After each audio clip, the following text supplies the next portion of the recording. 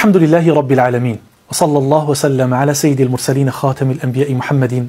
وعلى آله وصحبه أجمعين. هيك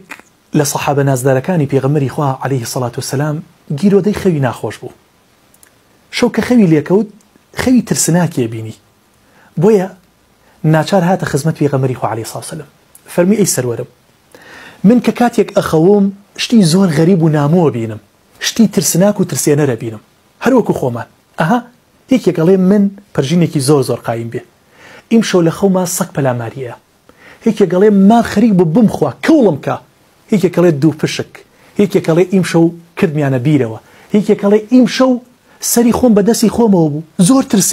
ترسناك بو خوكم هيك قالي امشو منيان كشت هيك قالي امشو منيان بربو قبرسان ومردبهم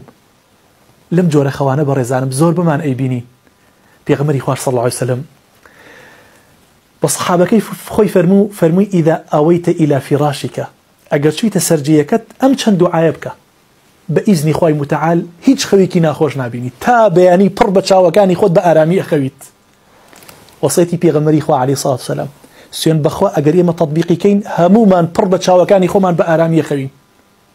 فرمي أم چند عيبك إترتو بأرامي أنويت بأرامي أخويت هيج خويكي ناخوش نابينيت هيج تيكي غريب وعبوساي وكابوساي نابينيت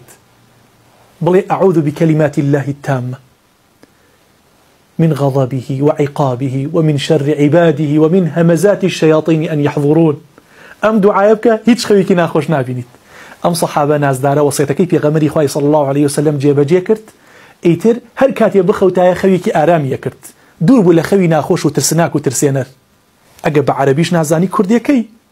خوي پروردگار همو لغاتي خوي دايتي ببندكاني لتوتي يقات يسمع ويرى أدبينيت أبيستيت والله خوايا دهوار ليكم بناوة كاملة كانت بناوة طواوة كانت